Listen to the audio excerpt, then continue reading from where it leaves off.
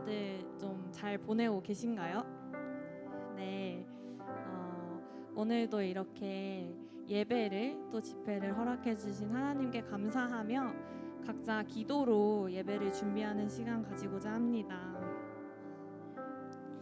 어제는 성부 하나님에 대해서 저희가 배우고 또 기도하는 시간을 가졌습니다.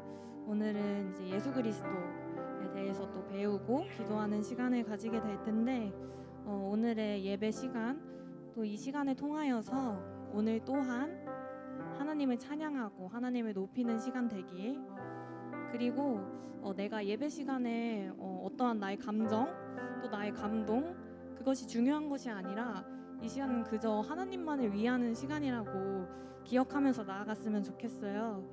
그래서 나의 개인적인 일들, 분주한 마음 내려놓고 이 시간 하나님을 온전히 찬양하면서 나아가는 예배 시간이 될 수 있길, 또 내가 나의 어떠함으로 나의 어떠한 조건으로 하나님 앞에 나아가지 못하지만 내가 나아갈 수 있는 유일한 방법은 하나님을 통해서 내가 하나님을 믿기에 주 앞에 설 수 있다고 믿습니다. 오늘 하루도 하나님의 은혜로 허락해 주심을 감사하며 이 시간 나를 구원한 하나님의 십자가 오직 그것만을 믿으면서 예배 드릴 수 있길, 이 시간 기도로 예배 준비하도록 하겠습니다.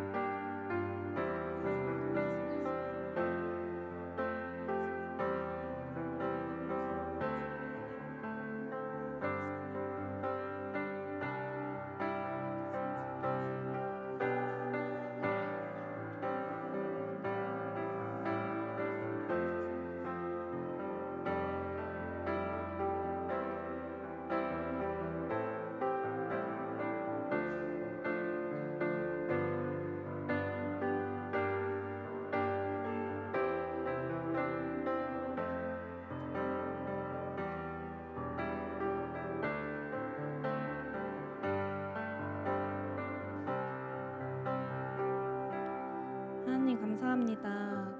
오늘도 이틀차 예배 시간을 허락해 주심에 감사합니다. 오늘 이 시간을 통하여 또 하나님을 찬양하고 하나님을 사랑한다고 내 입술로 고백하는 시간 되길 원합니다. 몸과 마음이 지친 영혼이 있다면 그 만족은, 그 충전은 오직 하나님으로부터만 된다는 것을 기억하며 주님 앞에서 온전히 쉼을 얻고 기쁨과 감사를 충전하는 시간 될 수 있도록 인도하여 주시옵소서. 이 시간 우리가 부르는 찬양, 우리가 듣는 말씀, 우리가 올리는 기도, 그 모든 것 주님의 은혜로 올려드립니다. 지켜주심에 감사하며 예수 그리스도의 이름으로 기도드립니다. 아멘.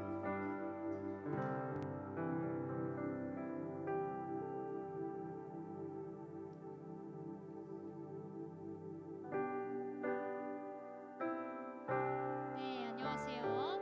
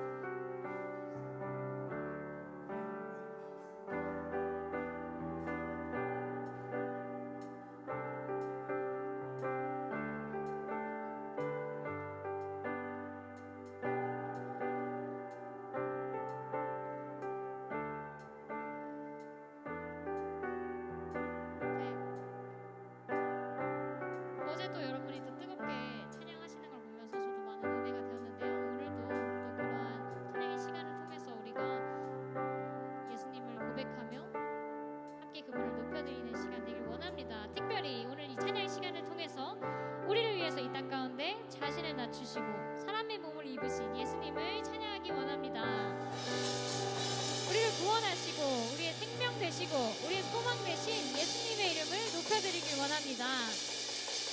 찬양의 시간 오직 우리의 이름이 아닌 예수님의 이름만 드러나길 소망하며 그분께 영광의 박수와 찬양 먼저 올려드리고 함께 찬양하도록 합시다.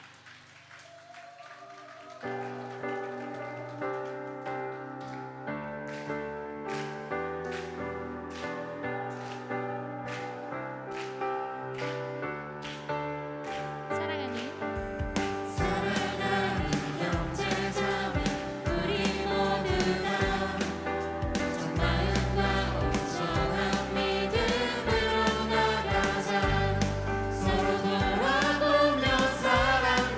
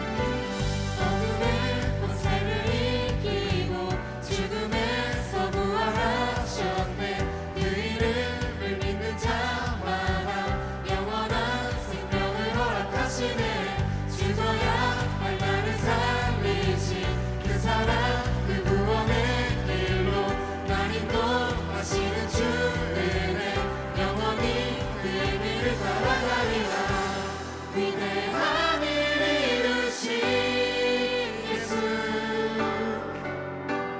온 땅에서 그 이름 높이네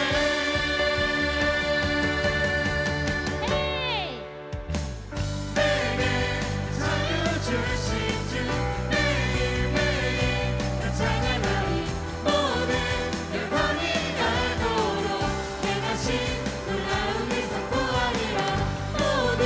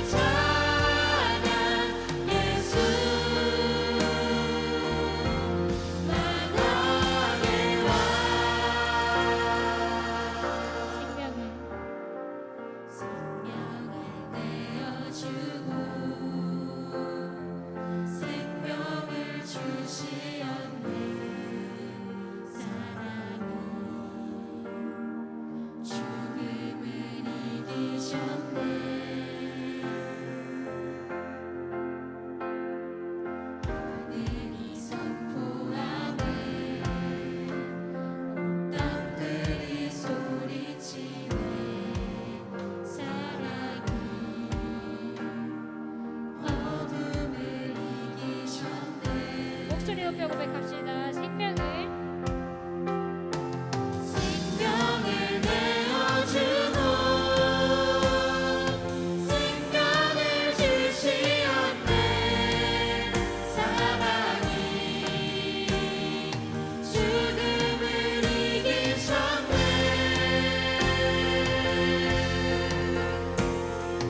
하늘이 선포하네. 온 땅들이 소리치네. 사랑이 어둠을 이기셨네. 주 사랑은 소망, 사랑은 승리, 모든 벽을 뛰어넘네. 예수 자유케 하네. 우리 죄를 지시고 생명 주셨네. 두 손 들고 주를 찬양. 예수 다시 한번 고백합시다. 주의 사랑은 소망, 주의 사랑은 소망, 사랑은 승리, 모든 벽을 뛰어넘네. 예수 자유케 하네. 우리 죄를 지시고 생명 주셨네. 두 손 들고 주를 찬양. 예수 마감의 왕.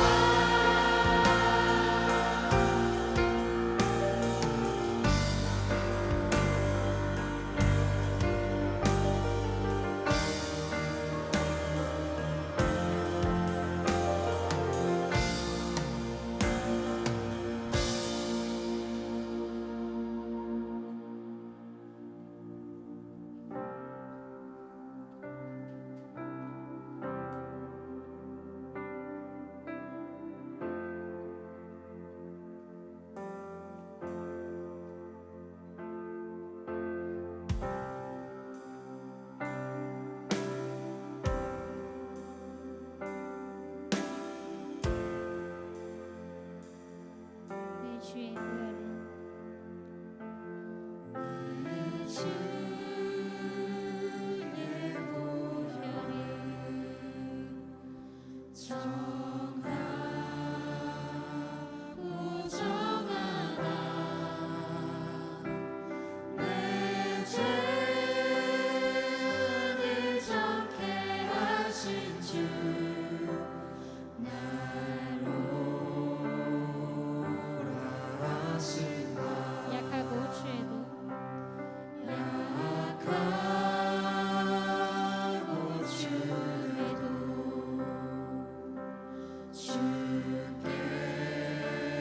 주께로 나가면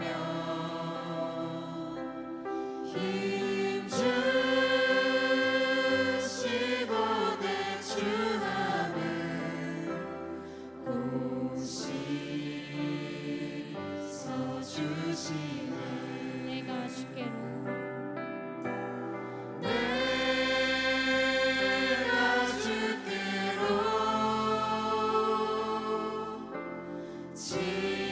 지금 가오니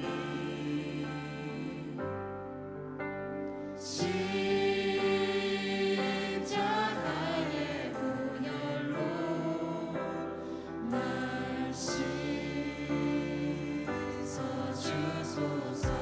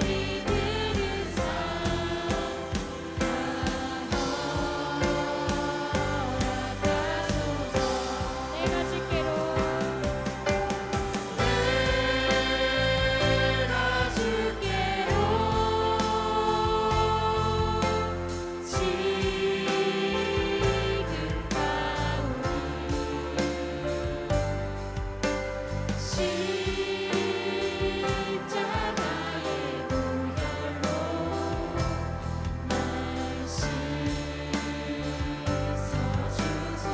내가 쉽게로 내가 주께로 지금 가오니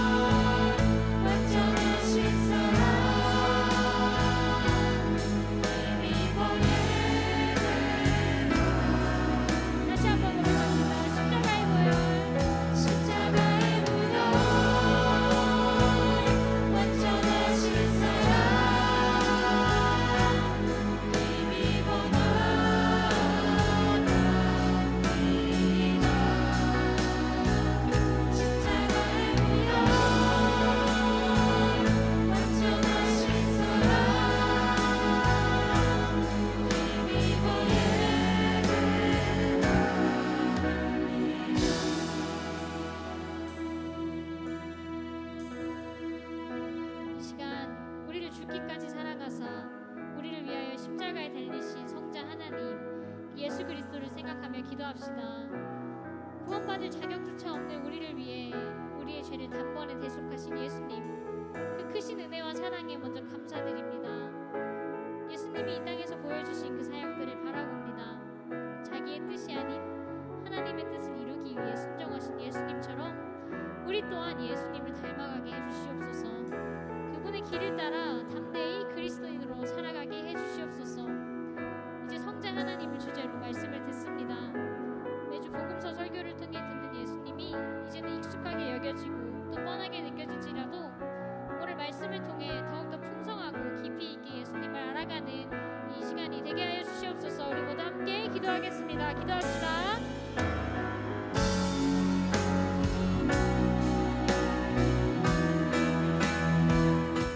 오늘 우리가 살펴볼 하나님의 말씀은 히브리서 10장 19절에서 25절의 말씀입니다. 히브리서 10장 19절에서 25절의 말씀입니다. 다 찾으셨으면 제가 한 절, 여러분이 한 절, 그리고 마지막 25절은 함께 읽도록 하겠습니다. 그러므로 형제들아, 우리가 예수의 피를 힘입어 성소에 들어갈 담력을 얻었나니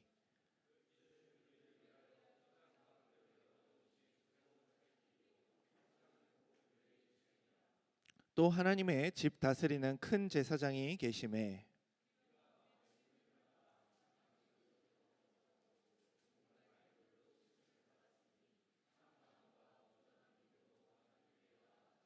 또 약속하신 이는 믿으시니 우리가 믿는 도리의 소망을 움직이지 말며 굳게 잡고 모이기를 패하는 어떤 사람들의 습관과 같이 하지 말고 오직 권하여 그 날이 가까움을 볼수록 더욱 그리하자. 아멘. 오늘은 히브리서 10장 19절에서 25절의 말씀을 가지고 생명의 길 살아있는 소망이라는 제목으로 함께 말씀을 나누려고 합니다. 우리는 어제 이사야 6장의 말씀을 통해서 높이 들린 보좌에 앉으신 거룩한 하나님에 대해 함께 살펴보았습니다. 우시야 왕은 죽었지만 하나님의 보좌는 비어있지 않았고 스랍들은 얼굴을 가린 채 거룩하다 거룩하다 거룩하다라고 하나님을 찬양했습니다. 온 땅에는 하나님의 영광이 충만하였습니다. 그런데 그 영광을 바라본 이사야는 화로다 나여 망하게 되었도다라고 고백합니다. 거룩하신 하나님 앞에서 자신이 입술이 부정한 죄인이며 자신의 의와 능력으로는 하나님 앞에 설 수 없다는 사실을 자각하게 된 것이지요. 그러나 하나님께서는 이사야를 버리거나 죽이지 않으시고 제단의 숯불로 그를 정결하게 하시며 네 악이 제하여졌고 네 죄가 사하여졌다라고 선언하십니다. 그런데 어제의 말씀은 우리에게 한 가지 중요한 질문을 남깁니다. 자신의 힘으로는 거룩하신 하나님 앞에 설 수 없는 죄인이 어떻게 그 영광 앞으로 나아갈 수 있는가 하는 질문입니다. 오늘 히브리서는 이 질문에 대해 아주 분명하게 대답하고 있습니다.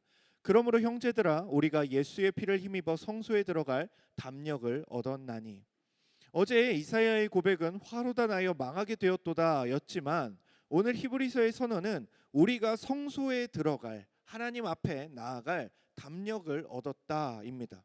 하나님의 거룩하심이 약해진 것도 아니고 인간이 스스로 더 의롭고 거룩해진 것도 아닙니다.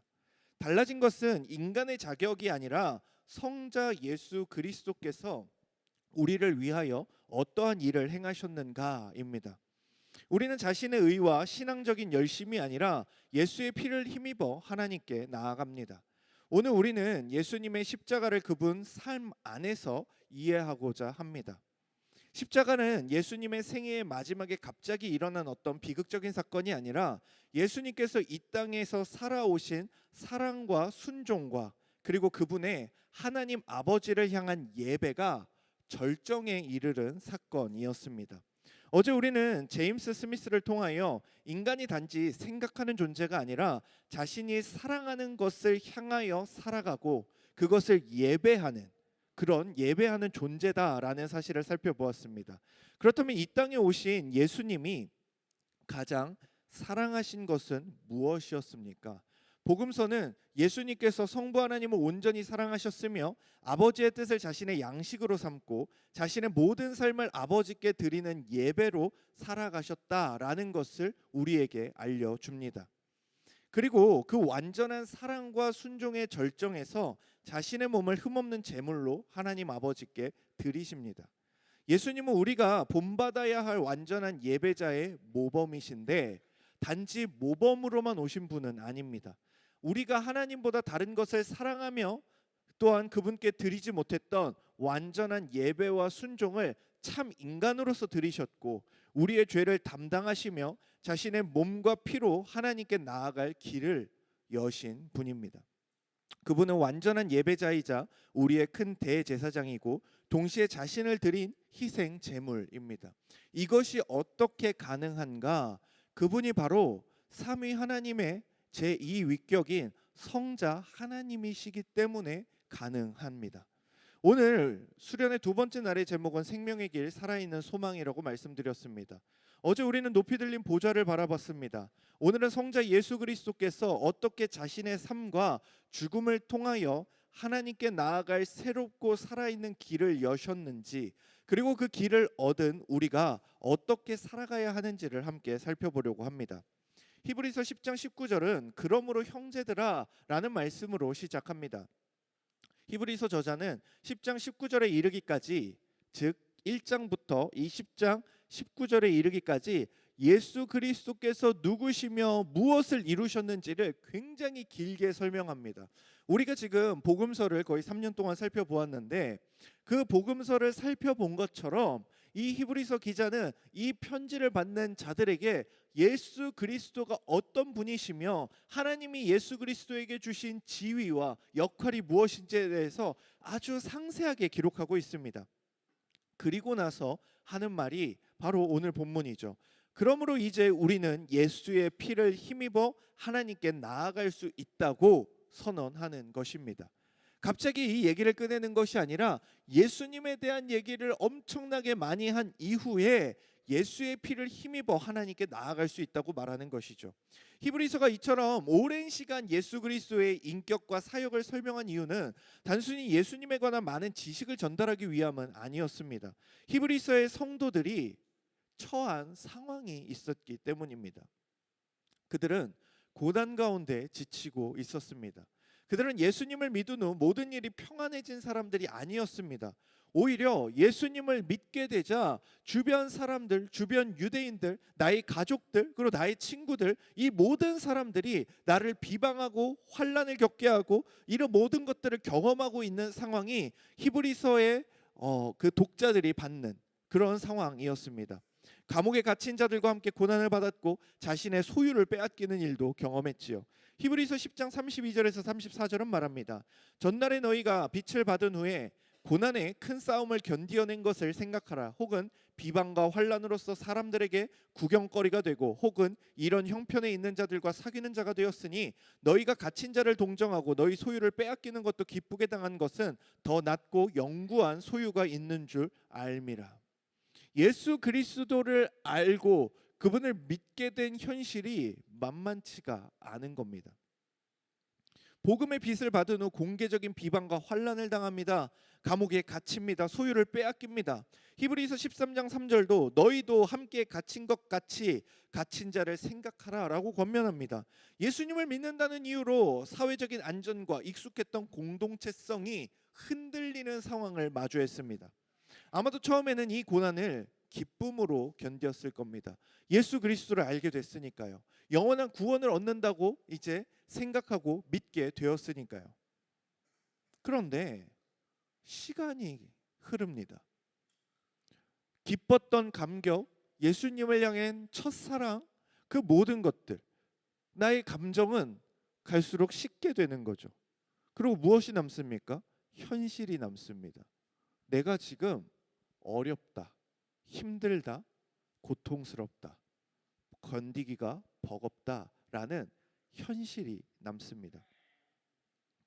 처음에 담대하게 했던 고백도 믿음도 손해와 외로움, 따돌림이 반복되면 무겁게 느껴집니다.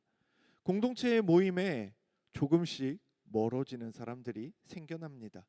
예수님을 부인한다고 공개적으로 선언하진 않았으나 사람들의 눈에 띄지 않도록 신앙을 숨기고 이전에 익숙했던 삶으로 내가 나의 신앙을 표현해도 어떠한 박해도 고난도 없었던 그 유대교의 삶으로 돌아가고 싶은 유혹 속에 처해 있습니다. 옛 유대교의 세계에서는 오랜 전통과 모세의 율법, 제사장과 제사제도라는 눈에 보이는 안정감이 있었습니다. 반면 교회는 비방받고 있었고 고통과 환난을 감내해야 하는 공동체입니다. 그렇기에 옛 제도로 돌아가고 싶은 마음에는 고난을 피하고 안전한 삶을 되찾고 싶은 유혹이 왜 없었겠습니까? 바로 그렇게 갈등하고 있는 자들을 향해서 히브리서 10장 1절은 율법을 장차 올 좋은 일의 그림자라고 표현합니다. 그러나 실체이신 그리스도께서 오셨는데 그림자인 율법으로 돌아가는 것은 너희의 삶에 있어서 유익한 일이 아니라고 말하죠. 오히려 이것은 바른 길에서 물러나는 일이라고 말합니다. 그래서 히브리서는 지친 성도들에게 먼저 야 힘내, 더 강해져야지, 우리 같이 으쌰으쌰 해볼까? 라고 말하지 않습니다. 조금만 더 참아 라고 이야기하지도 않습니다. 무엇을 말하는가? 다시 예수 그리스도가 누구인지를 설명합니다. 히브리서 1장 1절에서 3절입니다. 옛적의 선지자들을 통하여 여러 부분과 여러 모양으로 우리 조상들에게 말씀하신 하나님이 이 모든 날 마지막에는 아들을 통하여 우리에게 말씀하셨으니 이 아들을 만유의 상속자로 세우시고 또 그로 말미암아 모든 세계를 지으셨느니라. 이는 하나님의 영광의 광채시요 그 본체의 형상이시라. 그의 능력의 말씀으로 만물을 붙드시며 죄를 정결하게 하시는 일을 하시고 높은 곳에 계신 지극히 크신 이의 우편에 앉으셨느니라.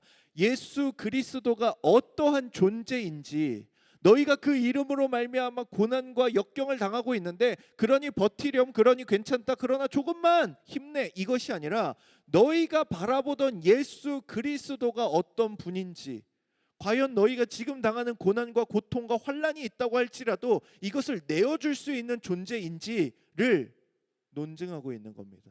아니, 너희의 삶이 저 박해자의 칼날에 쓰러지더라도 예수 그리스도는 그거보다 더 큰 분이셔 라고 말하고 있습니다. 하나님께서는 아들을 통해 말씀하셨고 성자는 하나님의 영광의 광채이며 그 본체의 형상이라고 합니다. 만물을 붙드시고 죄를 정결하게 하시고 하나님 우편에 앉으셨습니다. 히브리서는 이 선언을 펼쳐 예수님이 천사와 모세보다 크시고 영원한 대제사장이며 자신의 피로 단번에 속죄를 이루신 분임을 말하고 있습니다. 여기서 굳이 모세가 나올 이유가 뭘까요? 이들이 다시 돌아가려고 하는 그 율법의 수여자가 모세였기 때문입니다. 그런데 예수는 그보다 크신 분이다를 강조하므로 너희가 돌아가려는 그 선택은 옳은 선택이 아니다, 바른 선택이 아니다 라고 이야기하는 것이죠. 성자는 여러 종교적 선택 중 조금 나은 선택이 아니라 죄인을 하나님께 인도하는 유일한 길이라고 말하고 있는 것입니다. 여러 길 중에 하나면 이렇게 강조할 필요가 없습니다. 길이 하나이기 때문에, 이 길밖에 없기 때문에 강조하고 있는 것입니다.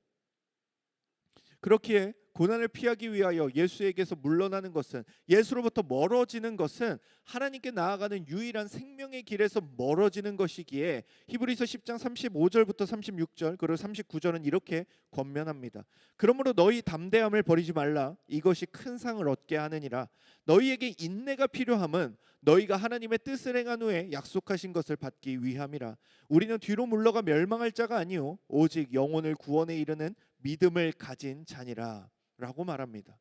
우리의 형편이 당시 수신자들과 같지는 않지만 믿음 때문에 손해보고 기도해도 상황이 달라지지 않을 때 우리도 어떻게 합니까? 조금씩 뒤로 물러갑니다. 신앙생활과 거리를 둡니다.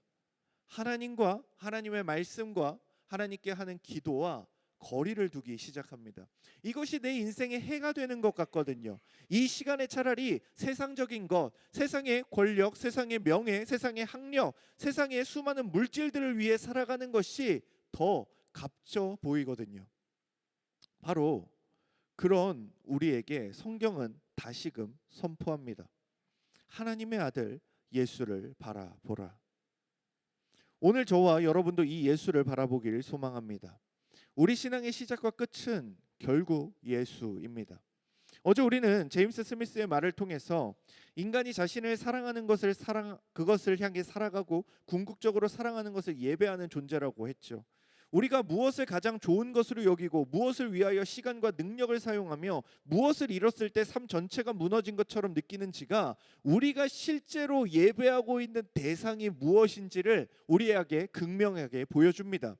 그렇다면 이 예수 그리스도께서 이 땅에 오심으로 말미암아 우리에게 보여주고자 했던 것이 무엇인가? 삼위 하나님 중 성자 그 제2 위격에 하나님께서 굳이 인간의 몸을 입고 이 땅에 오사 우리에게 보여주고자 했던 것은 무엇인가? 하나님을 가장 사랑하는 삶이 무엇인지를 보여주고자 하셨다라는 것이죠. 왜? 우리가 어제도 살펴보았지만 많은 인간들은 하나님을 사랑한다 말하면서도 하나님 외에 다른 것을 사랑하고 다른 것을 섬기며 다른 것을 예배하는 삶을 살고 있었기 때문입니다. 그렇기에 성경은 예수님께서 성부 하나님을 온전히 사랑하셨고 그 사랑으로 아버지 뜻에 순종하고 자신의 삶 전체를 예배로 드렸다고 증언합니다. 우리는 예수님의 순종을 생각할 때 광야의 시험, 겟세마네의 기도, 십자가와 같은 극적인 장면을 주로 떠올릴 때가 많습니다. 그리고 사실 이런 장면들이 극적이기에 우리가 복음서를 지금 94주 살펴봤지만 거의 한 30주를 그 마지막 일주일과 관련된 내용으로만 우리가 채웠습니다. 그런데 예수님의 순종은 이 몇 번의 극적인 순간에만 나타난 것은 아닙니다. 예수님은 평범한 일상까지도 하나님을 향한 아버지를 향한 사랑과 순종으로 채우셨습니다. 누가복음 2장 51절에서 52절이죠. 예수께서 함께 내려가사 나사렛에 이르러 순종하여 받드시더라. 예수는 지혜와 키가 자라가며 하나님과 사람에게 더욱 사랑스러워 가시더라. 복음서는 예수님의 공생의 이전 약 30년을 거의 기록하지 않습니다. 다만 누가복음은 그 긴 시간을 부모에게 순종하셨고 지혜와 키가 자랐고 하나님과 사람에게 사랑스러워 가셨다고 아주 간단하게 요약하고 있죠. 하나님의 아들이 이 땅에서 보내신 대부분의 시간은 사람들의 시선을 끄는 어떤 기적이 아니라 나사렛에서 자라며 자신의 부모에게 순종하는 평범한 일상이었습니다. 마이클 로트는 오디너리라는 평범한 삶으로의 부르심이라는 그 책에서 오늘날 그리스도인들이 특별하고 극적인 신앙의 증거들을 쫓지만 성경이 말하는 신앙의 성숙은 말씀과 기도와 예배 같은 평범하고 반복적인 은혜의 방편 안에서 이루어진다고 지적합니다. 예수님의 순종 역시 특별한 몇 순간에만 나타난 것이 아니라 반복되는 일상 전체에 스며 있는 것이죠. 누가복음 4장 16절입니다. 예수께서 그 자라신 곳 나사렛에 이르사 안식일에, 이 표현이 중요합니다. 늘 하시던 대로 회당에 들어가사 성경을 읽으려고 서심해. 늘 하시던 행동이 뭡니까? 회당에 들어가서 성경을 읽으려 서시는 것이었습니다. 성경은 예수님이 하신 이 일에 대해 늘 해오셨던 일이다라고 말합니다. 회당에 예배에 참여하는 것이 어쩌다 한번 특별한 사건이 아니라 일관된 삶의 방식이었다라는 것입니다. 흥미롭게도 이 표현은 오늘 본문인 히브리서 10장 25절에 모이기를 패하는 어떤 사람들의 습관과 같은 어근의 다른 표현입니다. 어떤 사람들에게는 모이지 않는 것이 습관이 되어가고 있었으나 예수께서는 하나님의 백성과 함께 모여 예배하는 것이 습관이었습니다. 또한 마가복음 1장 35절은 예수님께서 이른 새벽 한적한 곳으로 가서 기도하셨다고 기록합니다. 물론 예수님께서 이러한 습관을 통하여 점차 거룩해지셨다, 이것은 아닙니다. 성자께서는 처음부터 죄가 없고 완전하신 분입니다. 그런데 참 사람이 되신 성자께서는 그 완전한 사랑과 순종을 우리와 같은 몸을 입고 반복되는 일상 속에 실제로 살아내셨습니다. 나는 거룩하니 더 이상 기도할 필요도 하나님께 나아갈 필요도 없다라는 것이 아니라 하나님의 백성으로서 또한 우리에게 오신 두 번째 아담으로서 인류의 대표로서 마땅히 아담이 본래 했어야 할 일이 무엇인지를 예수 그리스도께서 대표가 되어 보여주시는 것입니다. 그분은 거룩하신 하나님이시기도 합니다. 그런데 그분이 우리의 모범이 되기 위하여 우리에게 참된 인간의 순종이, 참된 인간의 삶이 무엇인지 보여주기 위하여 스스로를 낮추시고 하나님 아버지께 기도하고 간구하며 나아가는 삶을 보여주십니다. 그리고 그것을 매우 당연하고 기쁘게 여기십니다. 그런데 우리는 여기서 이제 무엇을 바라보아야 되는가? 우리가 삼위일체의 하나님에 대해 바라보고 있기 때문에 그러면 그 삼위 안에서 우리 성자 예수 그리스도께서 우리에게 하신 일이 무엇인지를 생각해야 됩니다. 우리에게 모범이 되어 주셨잖아요가 아니라 성자께서 하시는 일은 하나님의 영광을, 하나님을 우리에게 보여주시는 사역을 합니다. 우리에게 드러내시는 사역을 합니다.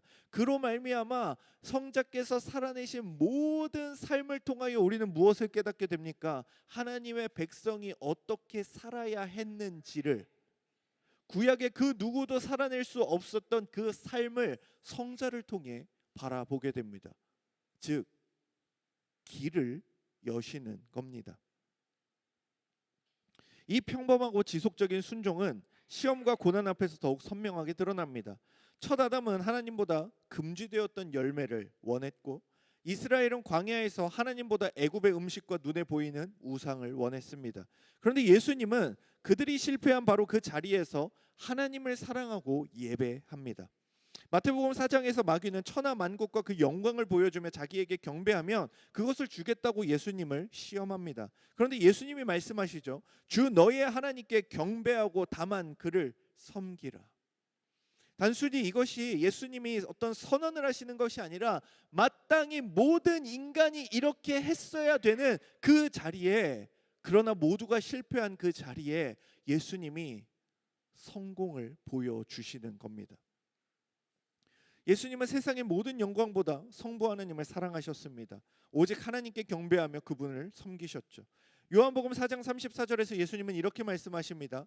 나의 양식은 나를 보내신 이의 뜻을 행하며 그의 일을 온전히 이루는 이것이니라. 이것이 사람의 사는 이유, 그것입니다. 또한 십자가를 향해 가시며 요한복음 14장 31절에서 말씀하십니다. 내가 아버지를 사랑하는 것과 아버지께서 명하신 대로 행하시는 것을 세상이 알게 하려 함이로다.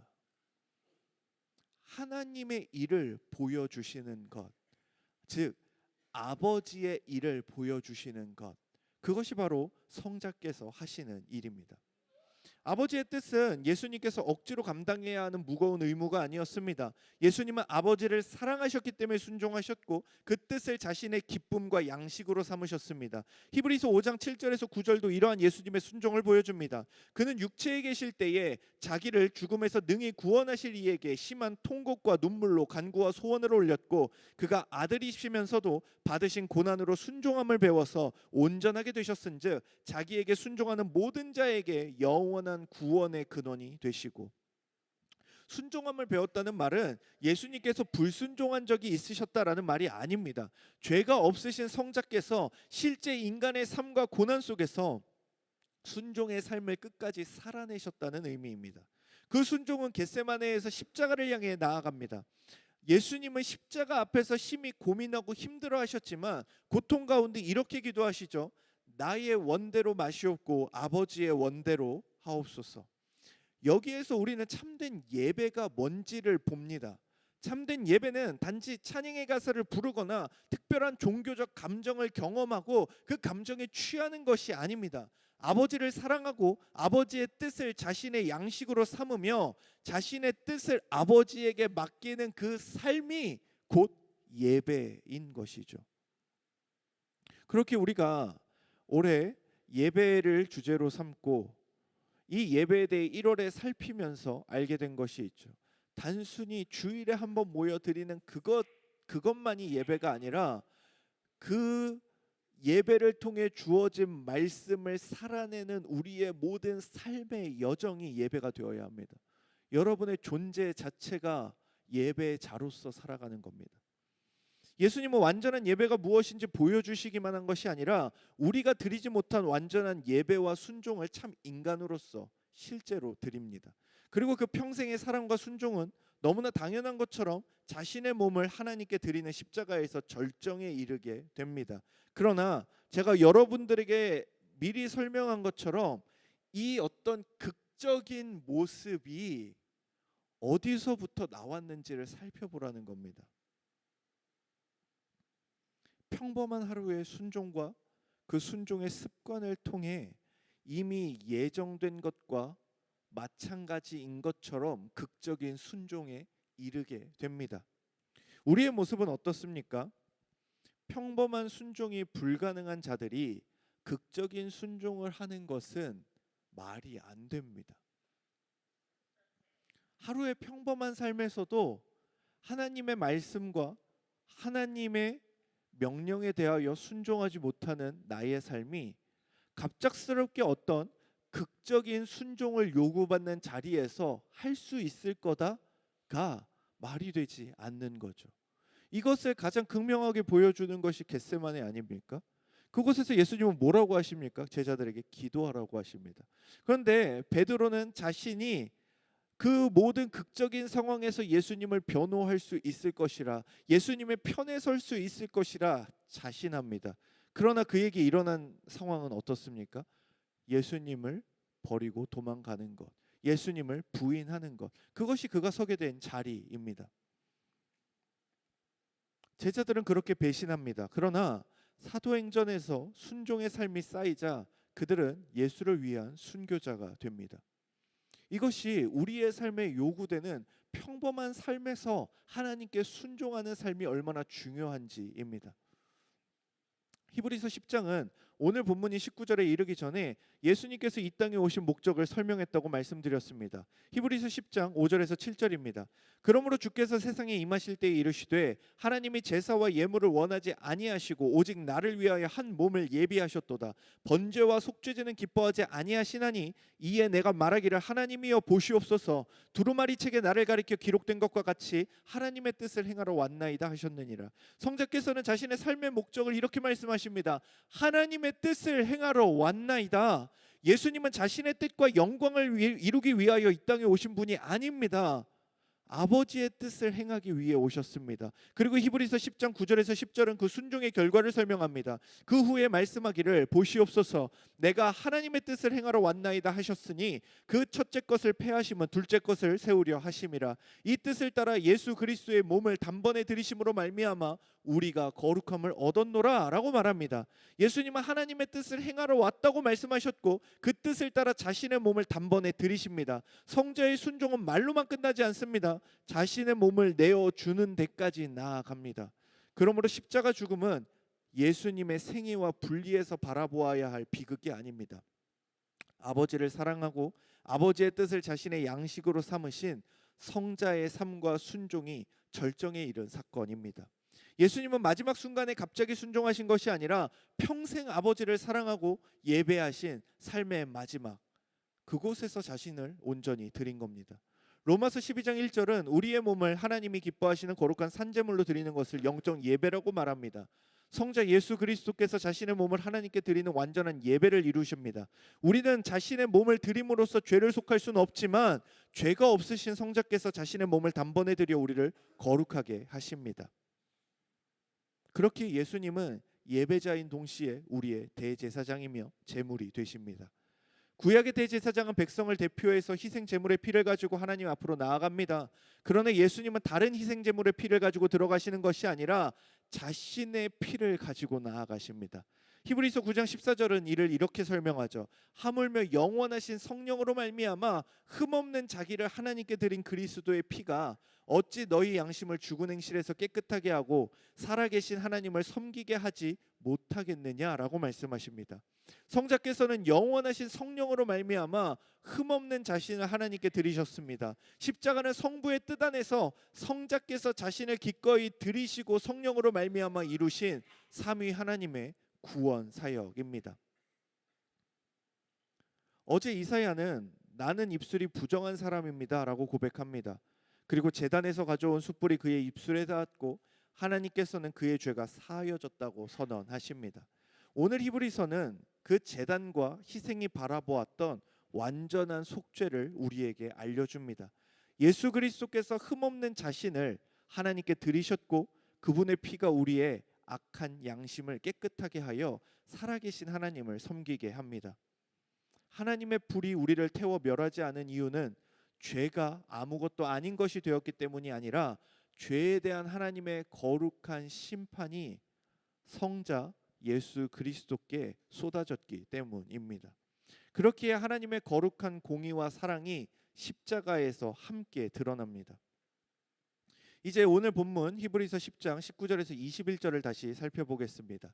그러므로 형제들아 우리가 예수의 피를 힘입어 성소에 들어갈 담력을 얻었나니 그 길은 우리를 위하여 휘장 가운데로 열어놓으신 새로운 살 길이요 휘장은 곧 그의 육체니라. 또 하나님의 집 다스리는 큰 제사장이 계심에. 리처드 필립스는 이 말씀을 그리스도인이 이미 소유한 두 가지 결정적 소유로 정리합니다.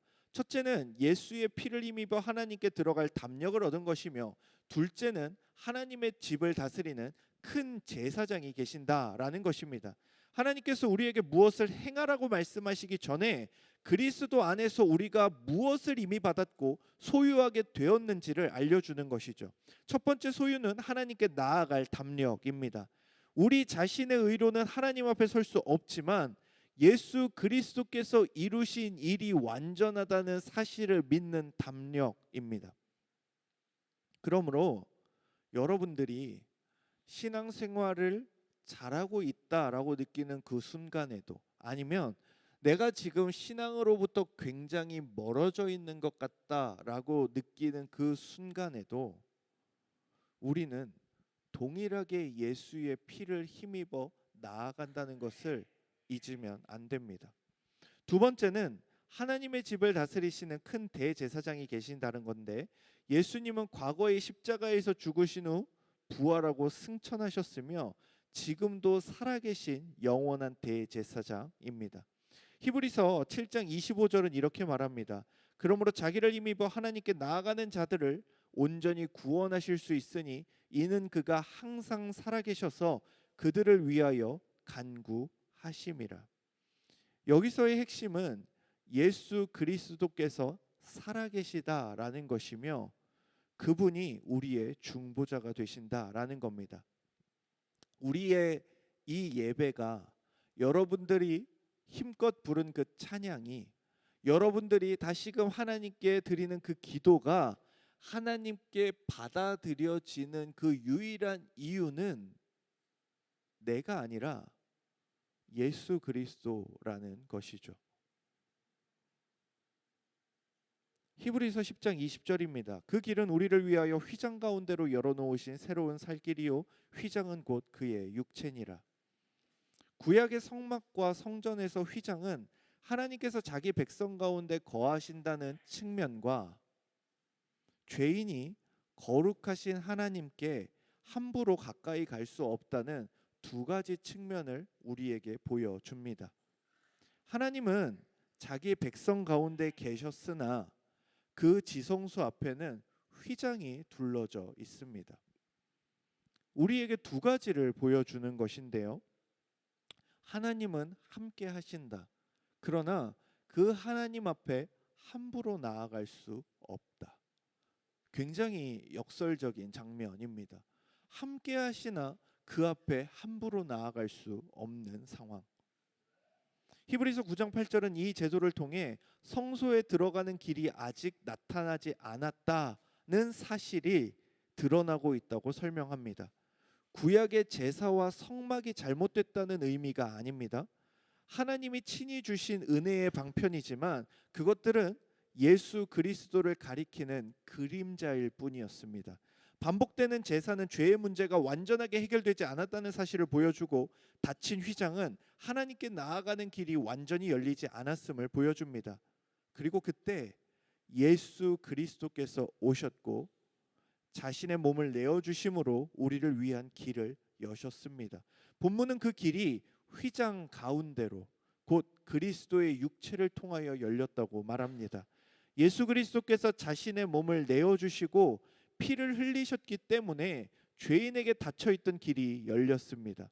또한 예수님은 하나님께 가는 방법을 알려주시는 분이 아니라 하나님께 가는 유일한 길입니다. 내가 곧 길이요 진리요 생명이니 나로 말미암지 않고는 아버지께로 올 자가 없느니라. 하나님께 나아가는 이 길은 종교적인 방법이나 도덕적 성취가 아닙니다. 예수님의 가르침만을 따라 하나님께 나아가는 것이 아니라 예수 그리스도 자신을 통하여 아버지께 나아가는 것입니다. 히브리서는 이 길을 새로운 살길, 곧 새롭고 살아있는 길이라고 말합니다. 여러분, 오늘 우리가 지금 말씀을 살펴보고 있는데 예수 그리스도께서 이 땅에 오셔야 됐던 그 이유, 그리고 예수 그리스도께서 성자 하나님으로서 우리에게 보여주시는 하나님의 영광과 그분의 참된 형체에 대해서 우리는 지금 살펴보고 있습니다. 그런데 이것은 단순히 어떤 피상적이고 우리가 생각하는 어떤 추상적인 것만을 뜻하지 않습니다. 예수 그리스도가 이 땅에 몸을 입고 오셨다는 그것 자체가 우리에게 하나님이 우리를 얼마나 사랑하시고 우리에게 어떠한 길을 열어주시고자 하는지를 매우 분명하게 보여주고 있기 때문입니다. 히브리서 10장 22절에서 25절입니다. 우리가 마음의 뿌림을 받아 악한 양심으로부터 벗어나고 몸은 맑은 물로 씻음을 받았으니 참 마음과 온전한 믿음으로 하나님께 나아가자. 또 약속하신 이는 미쁘시니 우리가 믿는 도리의 소망을 움직이지 말며 굳게 잡고 서로 돌아보아 사랑과 선행을 격려하며 모이기를 패하는 어떤 사람들의 습관과 같이 하지 말고 오직 권하여 그 날이 가까움을 볼수록 더욱 그리하자. 여러분, 성자 하나님에 대해서 우리는 이미 복음서를 통해 매우 긴 시간 동안 배웠습니다. 삼위일체에 대해 말할 때 우리는 성자 하나님이라고 말하지만 그분이 이 땅에 인간의 몸을 입고 오사 그 인간의 몸을 입고 인간의 대표가 되셔서 우리를 위한 모든 구원의 사역을 하실 때 우리는 그분을 가리켜 예수님 혹은 예수 그리스도라는 이름으로 그분을 부릅니다. 그분은 참 하나님이시며 참 인간이십니다. 그런데 우리는 그분의 오심을 그냥 어느 날 태어나셨나 보다 정도로 생각할 때가 매우 많습니다. 그러나 예수 그리스도의 오심에 대해서 우리는 성경이 말하는 관점 가운데 무엇을 바라보게 되는가? 영원하시고 무한하시고 영이신 하나님께서 우리와 같은 육신을 입고 오시는 것이 얼마나 많은 것들을 낮추셔야 했던 일인지에 대해 생각해 보아야 합니다. 영원하신 분이 유한한 인간의 몸을 입고 오셨습니다. 시간을 초월해 계신 분께서 시간의 흐름에 따라 육신의 노화를 경험하십니다. 죽음이 없으신 분께서 죽음을 당할 수 있는 육신을 입으셨습니다. 영이신 하나님께서 그로 말미암아 모든 곳에 계실 수 있는 그분이 육신을 입으사 한 곳에 머무르십니다. 왜 이러셨나요? 우리는 어제 이사야를 통해 하나님의 영광에 대해 생각했습니다. 하나님의 영광은 우리의 입술로 우리의 표현으로 우리가 가진 것으로 함부로 표현할 수 없는 엄청난 것이었고 선지자 또한 내 입술이 부정하다라고 이야기할 정도로 하나님의 것은 도저히 담아낼 수가 없다라고 이야기했습니다. 그런데 문제는 하나님이 그렇게 나타나 주시지 않는 이상 우리는 그 영광마저도 볼 수 없는 존재라는 겁니다. 그것이 예수 그리스도께서 성소로 들어가는 휘장을 여시는 의미의 중요성입니다. 예수께서 아니면 그 길이 열리지가 않습니다. 그렇게 예수께서 이 땅 가운데 오셨고 임마누엘을 보여주시기 시작하는데, 그 임마누엘, 하나님이 우리와 함께 계신다라는 의미가 구약에선 어땠다고요? 성소로 드러났는데 그 성소의 지성소는 휘장으로 가려져 있었다고요. 함부로 다가갈 수는 없었다고요. 우리와 함께 계시는 그 영광과 거룩이긴 한데 함부로 다가가면 죽는 영광과 거룩이었습니다. 그런데 우리 가운데 오신 예수 그리스도, 육신을 입고 이 땅에 오사 우리 가운데 거하시는 그 예수 그리스도께서는 어떻습니까? 우리가 그분을 본다고 죽지 않습니다. 오히려 그분을 만나는 모든 사람들이 그분으로 말미암아 회복을 얻게 됩니다.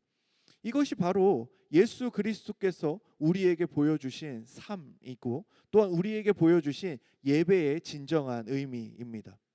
여러분, 그리고 그 예수 그리스도께서 오심으로 말미암아 우리에게 보여주신 그 일하심에 대해서 우리는 한 번 더 생각하길 원합니다.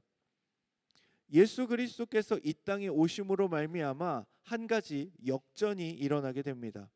성경에서는 끊임없이 율법을 통해 우리에게 무엇을 가르쳤냐면 이렇게 하면 부정해를 가르쳤습니다. 병든 자와 접촉하면 부정해집니다. 죽은 자와 접촉하면 부정해집니다.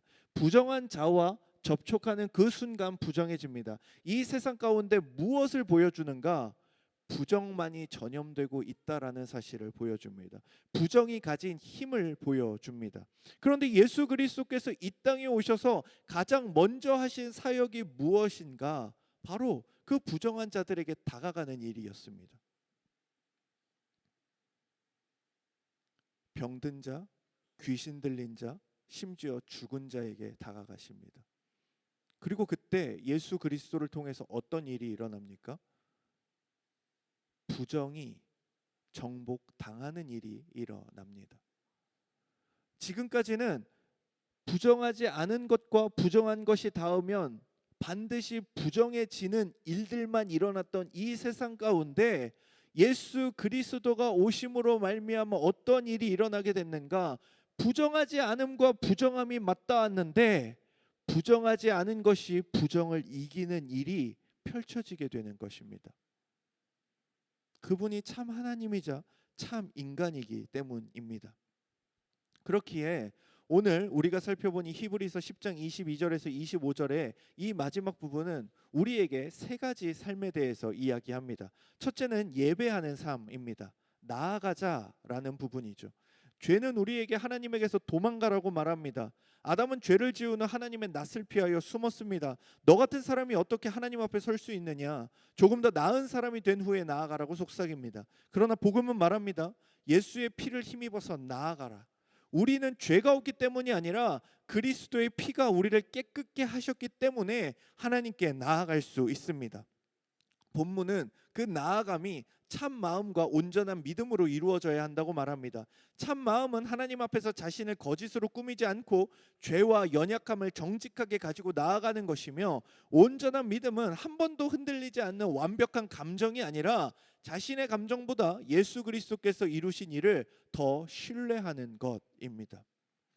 제가 사역을 하다 보니 이런 일들을 많이 발견하게 됩니다. 우리가 어저께도 말했지만 우리 스스로도 예배를 자신의 감정으로 판단합니다. 뜨거운 감동을 경험하면 하나님께 가까이 간 것 같고, 특별한 감정이 느껴지지 않으면 오늘 예배는 실패한 것처럼 느껴집니다. 그런데 하나님께 나아가는 길은 우리의 감정이 아니라 예수 그리스도께서 자신의 몸과 피로 열어놓으신 길입니다. 우리의 예배가 완전해서가 아니라 예수님의 완전한 중보를 힘입기 때문에 우리가 하나님께 받아들여지는 것이지요. 그렇기에 제가 사역지로 가는 교회들마다 만나는 사람들이 있는데요, 바로 모태신앙인 사람들입니다. 때로는 너무 신앙생활을 한 지가 오래된 그런 지체들을 만납니다. 이 지체들은 자신의 신앙에 대해서 늘 물음표가 떠 있습니다. 왜 그럴까요? 20대가 되고 30대가 되고 아니면은 청소년부 시절에도 어떤 새로운 친구가 와가지고 예수님을 믿게 되면은 이 친구의 삶을 통해서는 무엇을 보게 되냐? 이 친구가 바뀌어 나가는 변화의 모습을 보게 됩니다.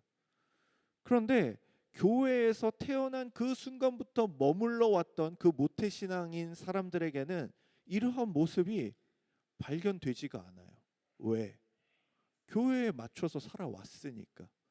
교회가 요구하는 대로 그 부모님들이 요구하는 모습대로 살아왔으니까 그 모습대로 이미 나는 깎이고 깎여서 나의 이 모습이 나의 전부인 것 같은데 나는 더 이상 변할 수 있는 게 없는 것 같은데 이번에 새로 믿은 저 친구 보니까 변화가 대단해. 막 기도하면서 펑펑 울어. 난 이제 더 이상 눈물도 안 나. 난 이제 하나님을 생각할 때, 하나님의 사랑을 생각할 때, 그분의 십자가에 대해 생각할 때 이미 아는 내용을 다루는 것 같아서 그렇지. 그것이 맞지. 여러분, 이 둘 중에 어느 모습이 옳다라는 것을 이야기하는 것이 아닙니다. 우리 모두의 신앙은 우리가 나타내는 어떤 감정이나 어떠한 모습이나 어떠한 형태로 규정될 수 있는 내용이 아닙니다. 어떤 사람은 뜨겁게 찬양하다가 그 하나님이 주시는 은혜를 경험할 수도 있는 것이고요. 어떤 사람은 그냥 성경책을 읽어 나가다가 그 말씀이 나에게 정말 믿어지는 사람들도 있는 겁니다. 모태신앙처럼 잔잔하게 가는 그 신앙도 있고 이후에 하나님을 믿어서 갑자기 격정적인 변화를 겪는 사도 바울과 같은 신앙도 분명 있는 것이죠. 그러나 중요한 것은 무엇이냐면 예수를 힘입어 나아가는 것입니다. 여러분들의 예배는 예수를 의지하고 있는가입니다. 부모님에 맞춘 신앙생활 말고요. 교회가 만들어 놓은 경건한 모습 말고요. 여러분들은 정말 이 성경이 말하는 그 예수 그리스도의 피를 힘입어 나아가고 계십니까?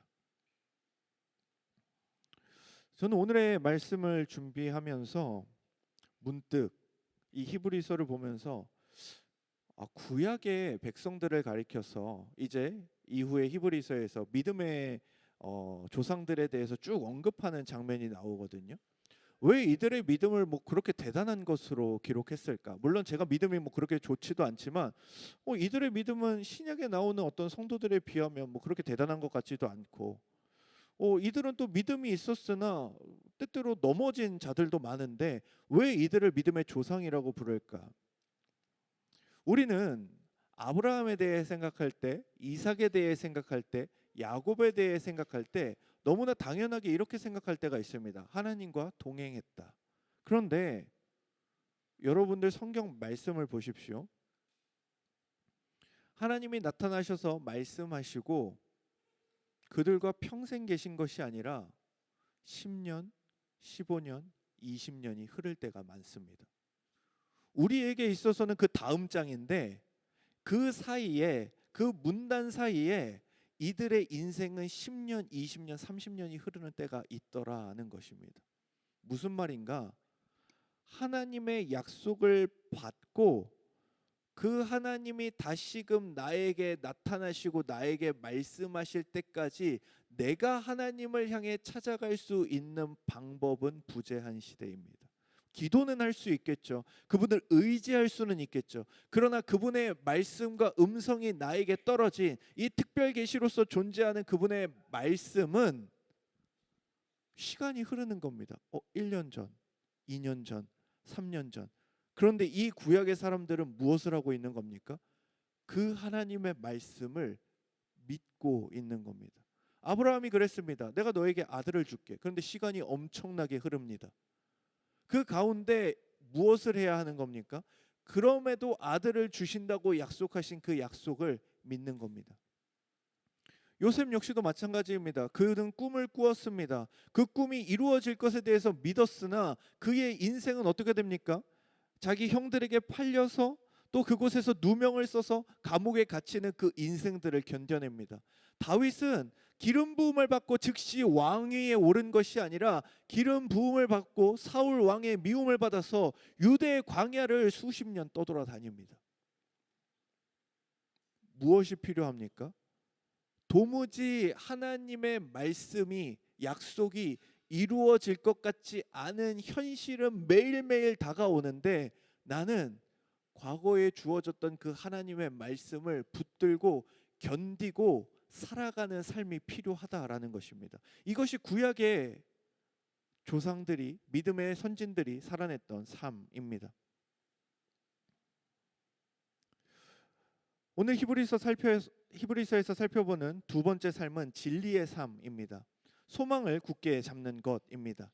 히브리서의 성도들은 오랜 고난 속에서 자신들이 믿는 복음이 정말 붙들 가치가 있는지 흔들릴 수 있었습니다. 그러나 히브리서는 앞으로 모든 일이 잘 될 것이야, 긍정적으로 생각해라라고 말하지 않고 오히려 우리의 상황보다 우리에게 이 약속을 주신 분을 바라보게 합니다.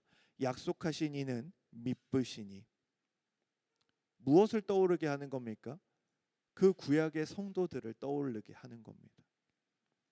야, 구약의 그 모든 사람들이 우리와 다르지 않았어. 그런데 그들이 약속을 붙들고 그들의 삶과 그들의 시간을 견뎌냈어. 야, 우리의 삶도 쉽지 않은 거 알아. 우리의 삶도 지금 만만치 않은 거 알아. 역경과 고난이 오는 거 알아. 예수 그리스도를 믿는다라는 것이 우리에게 얼마나 힘든 일을 자초하게 하는지 알아. 그런데 그 상황보다 너희가 바라보아야 할 것은 약속하신 이는 미쁘시니라는 겁니다. 우리의 소망은 상황이 좋아질 것이라는 예상이 아니라 변하지 않으시는 하나님의 신실하심에 근거합니다. 그렇기에 우리는 하나님께서 이 상황들을 다 고치시겠지를 믿는 것이 아니라 이 상황 가운데서도 하나님이 나와 함께 하신다라는 것을 믿는 겁니다. 그렇게 시인이 고백하죠. 사망의 음침한 골짜기를 다닐지라도 해를 두려워하지 않을 것은 주께서 나와 함께 하심이라 라고 말하는 그 이유와 그 말하는 것들을 우리는 바라보아야 합니다. 하나님과 함께 한다는 것이, 그분이 나를 이끄신다는 것이 사망의 음침한 골짜기로 들어가지 않는 것이 아니라 그곳 가운데서도 나를 지키고 보호하실 것을 믿는다라는 겁니다. 히브리서 6장 19절에서 20절은 이 소망을 닻에 비유합니다. 닻은 배 안이 아니라 배 밖에 단단한 곳에 내려집니다. 우리의 소망은 우리 안에 나의 어떠함이나 나의 감정이나 나의 의지에 내리는 닻이 아닙니다. 우리보다 앞서 휘장 안으로 들어가신 살아계신 예수 그리스도께 닻을 내린다라고 말합니다. 오늘 설교의 제목처럼 우리의 소망이 살아있는 이유는 우리가 붙드는 예수님께서 지금도 살아계시기 때문입니다.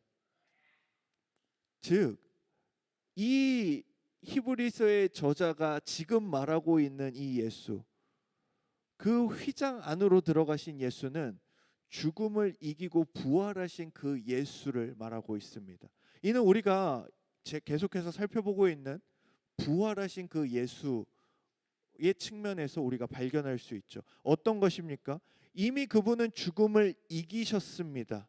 그 죽음을 이기신 육신을 우리 앞에 드러내셨습니다. 그리고 하늘에 오르셨죠. 무엇이 되는가? 우리는 아직 죽음을 이긴 육신을 입지 않았으나 죽음을 이기신 육신을 이미 보여주신 예수 그리스도로 말미암아 우리가 장차 이르게 될 그곳에 닻을 내리는 겁니다. 우리도 죽음을 이길 것이다. 누구로 말미암아? 예수 그리스도로 말미암아. 셋째는 사랑의 공동체의 삶입니다. 서로 돌아보는 것입니다. 예수의 피를 힘입어 하나님께 나아간 사람은 자신만 바라보던 시선에서 벗어나 다른 성도들을 돌아봅니다. 누가 지쳐 있는지, 누가 믿음에서 멀어지고 있는지를 살피며 사랑과 선행을 격려합니다. 본문에 이어 모이기를 패하는 어떤 사람들의 습관과 같이 하지 말라고 말합니다. 앞서 살펴본 것처럼 예수님께는 회당에 나아가는 것이 습관이었고 히브리서의 어떤 이들에게는 고난을 피해 모임에서 벗어나는 것이 습관이 되어지고 있었습니다. 모이는 행위 자체가 우리를 구원하는 것은 아니나 하나님께서 말씀과 예배와 공동체를 통하여 우리의 믿음을 붙드십니다. 예수님께서 열어주신 길은 혼자 걸어가는 비밀스러운 길이 아니라 하나님의 백성과 함께 걷는 길입니다. 본문은 그 날이 가까움을 볼수록 더욱 그리하자고 말합니다. 하나님께서는 우리의 믿음이 홀로 자라나도록 하지 않으시고 가정과 교회를 신앙을 배우고 함께 살아가는 기본적인 자리로 주셨습니다.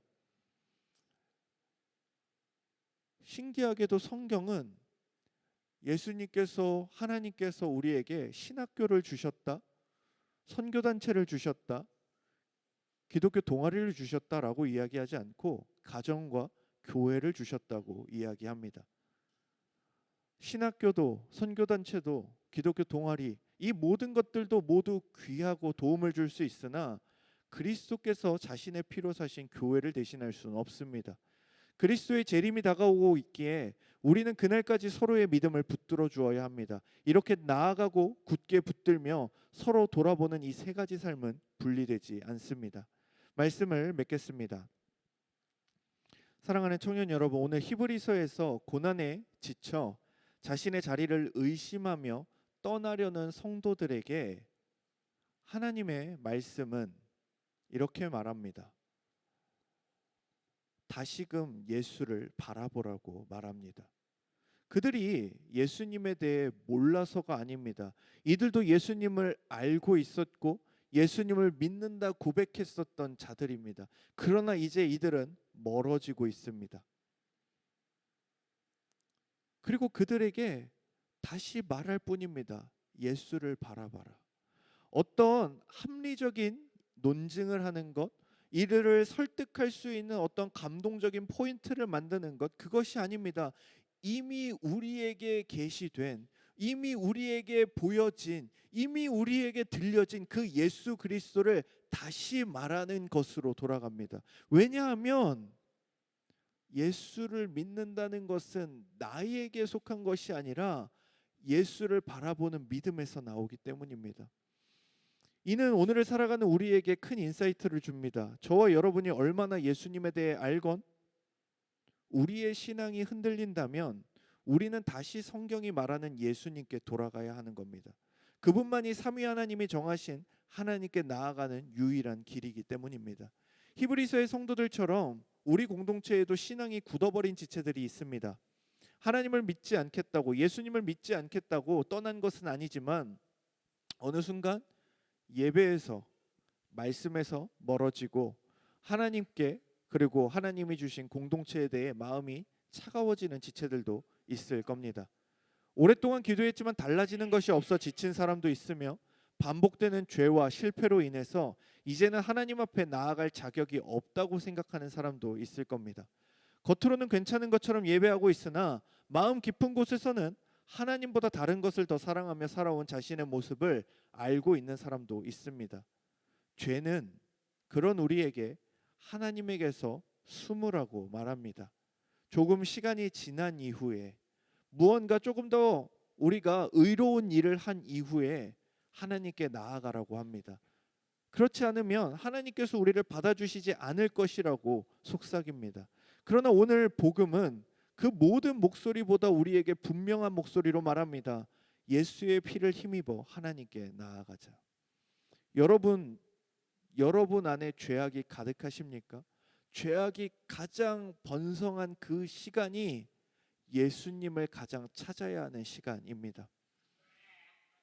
사랑하는 청년 여러분, 예수님 밖에 머물러 있지 마십시오.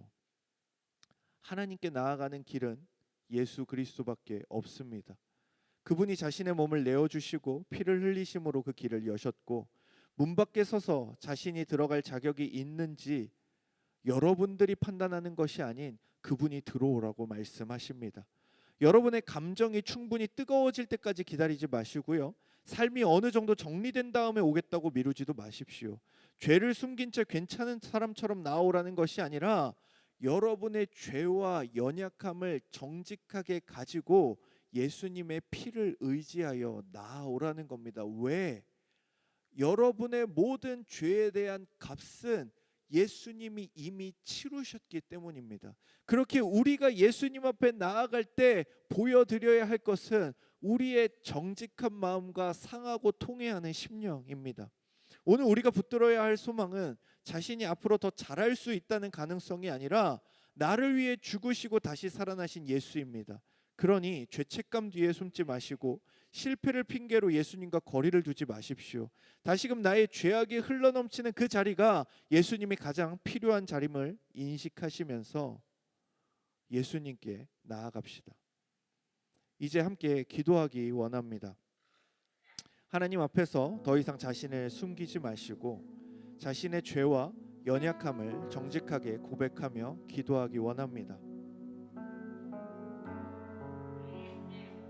성자 하나님이신 예수께서는 우리에게 하나님께 나아가는 길을 알려주신 것이 아니라 자신만이 그 길이라고 말씀하십니다. 이 이야기는 여러분들이 무언가 머리로 이해하고 마음으로 받아들이는 것보다도 예수님을 의지하는 것이 중요하다는 것을 가르쳐 줍니다. 그렇게 이 시간 함께 기도하면 좋겠습니다. 예수님의 피를 힘입어 아버지께 나아가는 것이 무엇인지 가르쳐 주옵소서. 살아계신 예수님을 나의 생명의 길과 소망으로 붙들게 하시고 혼자가 아닌 믿음의 공동체와 함께 끝까지 이 길을 걷게 해달라고 이 고백을 가지고 우리 이 시간 함께 기도하겠습니다. 하나님 아버지, 은혜와 사랑을 감사드립니다. 주께서 우리에게 여신 그 놀라운 길에 대해 생각합니다. 성부 하나님이 보여주신 그 영광의 자리, 그러나 우리는 도무지 나아갈 수 없었던 그 자리를 예수 그리스도를 힘입어 나아갈 수 있게 됨을 배웁니다. 주님, 바로 그 성자 하나님, 우리 주 예수 그리스도를 바라보는 우리 모두가 될 수 있도록 역사하여 주시옵소서. 주님, 이 시간 우리 모두 우리의 힘을 의지하지 아니하고 나의 어떠함을 의지하지 아니하고 온전히 주님을 의지하며 나아가기를 소망합니다. 주여, 우리 가운데 힘을 주시고 주님을 붙드는 믿음을 허락하여 주사 온전히 주님으로 말미암아 주님을 길로 삼아 하나님께 나아가는 우리 모든 주의 백성들, 사랑하는 우리 화성교회 청년들 될 수 있도록 주님 은혜를 더하여 주시옵소서.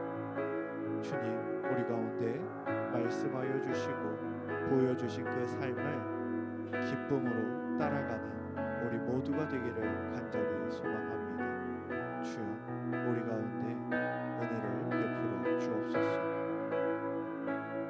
하루도 나여 망하게 되었도다 라고 밝게 말할 수 없었던 우리의 인생 가운데 예수의 피를 힘입어 성소로 나아갈 담력을 얻은 우리의 삶이 얼마나 귀하고 복된 인생인지 우리로 하여금 깨닫게 하여 주시옵소서.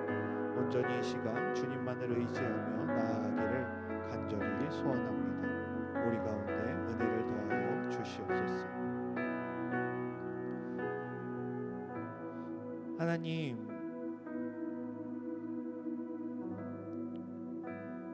우리는 성부 하나님을 통해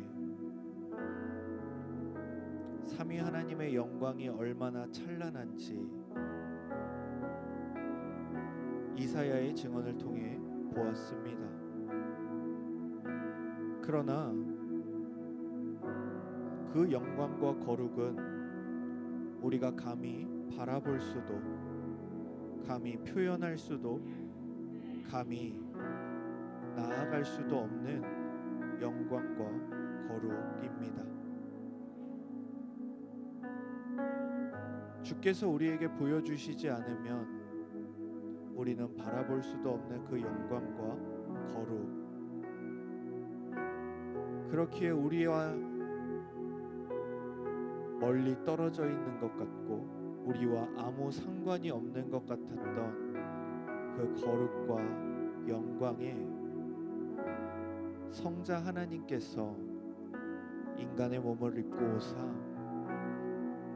그곳으로 나아가는 길이 되어 주심을 오늘의 말씀을 통해 함께 살펴보았습니다.